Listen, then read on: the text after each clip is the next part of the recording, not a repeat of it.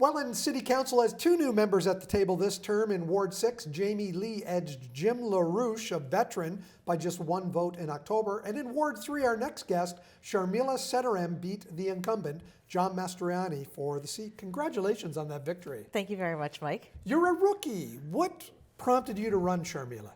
Well, I've been committed to the community and being involved in organizations like Equal Voice, which is the only multi-partisan organization in North America that promotes and encourages women to run. And so I hadn't intended initially to run in this upcoming election, but I started to watch what was happening in the community and thought I could add a new dimension, a new voice to the issues at hand. Can I also suggest you're not just a woman, but you're a woman of color, and, Yes. and that is something we need to see more of here in this Niagara region. We certainly do. In general, women, since my election, I'm now the fourth woman on council. I'd love to see gender parity at some time, and certainly people who are coming from underrepresented communities, racialized like myself, or come from the LGBT community, or are Indigenous, they're certainly underrepresented in politics at all levels. You also have background with Amnesty International. I do. I was the chair of Amnesty International Canada, and I served on the board for 6 years, and got my start volunteering in high school. So it's so important. Really? Yeah, the teachers that we have at this level, encouraging and doing the extracurricular activities. So I started with their Human Rights College and was a volunteer all these years, and then had run for the board. Your work, your background in work is in human resources, and you've done a lot of work with ministries, with government ministries. Can you fill us in a little bit about that? Yes, I have my first degree is in the environment, and the second is in HR. And I've worked with the Ontario Clean Water Agency, so working in environmental compliance with water, on worker health and safety, and making sure workers are safe at work, to then going into HR and trying to help find the best leaders that we can to solve the problems of today. And so it's very interesting to be learning about what, say, for example, the Ministry of Mines is doing, and the Ministry of Natural Resources, or what the Ministry of Attorney General is doing, and the kind of leaders that they need to tackle the issues of the day. When you're talking about human resources, for instance, with the Ministry of the Attorney General, what kind of positions are you helping to fill? We're helping to fill senior level executive positions. And so these are things like the Assistant Attorney General, director level positions. So the people that are really kind of leading the division and helping people to come along in their teams. So these are the people that really know what they're talking about, not the politicians who get assigned to some of these portfolios. That's right. These are the people that are in the background. You may not see them, but they're the ones, doing the day-to-day work, helping to develop the policies, helping to develop the programs, and making sure that they're working really strongly and effectively on behalf of the citizens of Ontario. Sharmila, how do you apply this kind of knowledge, your knowledge of the inner workings of the government ministries, your knowledge of what you've done with Amnesty International and environmental groups, how do you apply that in the city of Welland now in your position? Well, first and foremost, it's about people. And people are at the heart of everything. And so what we're able to do, and what I'm able to do, is to think about the issues from these dimensions.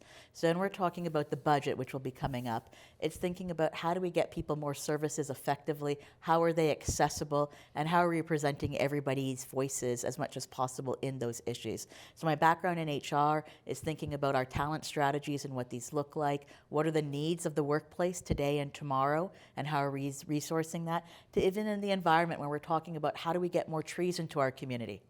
What do those strategies look like? What do you see as the big issues facing the city of Welland? I think they're similar to other cities, but certainly in Welland we are growing fast. And so when we look at that, we need to think about how do we still make this a community where everyone knows their neighbors, where people are helping each other. And so that when we take that kind of value, that kind of principle, we need to think about that in development. So what does that look like, the kind of communities we're creating? What does that look like in the social infrastructure that we're looking for in terms of community centers, parks, places that people can gather together? You've had a couple of meetings with council now. You've gone through some training. What was that training like? We've done some orientation and hoping for more training to come, but it's been a great opportunity to get a sense of the city outside of my ward, because I'm in Ward 3. So obviously for the campaign, I knew very intimately the issues in my ward. But we started off with a bus tour And I thought that was a great opportunity to be using our city resources, getting a sense of what our bus is like and our bus routes, and also to see the city from a different view.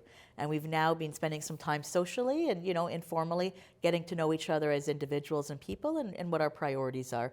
And I think that's always important when you're coming together as a team. You mentioned taking a bus tour. Busing is a huge issue. January is the transition into the regional transit system.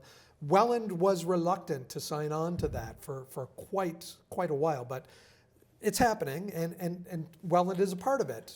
What do you feel about how that's going to affect the city? I haven't been part of the previous conversations, just coming in recently, and so we did sign off on it, and there were some issues that that needed a further exploration. But what was very key at the core was that we wanted residents of Welland to have the service. We didn't want any disruption, and so I think as the city continues to grow, transit's going to become even more important.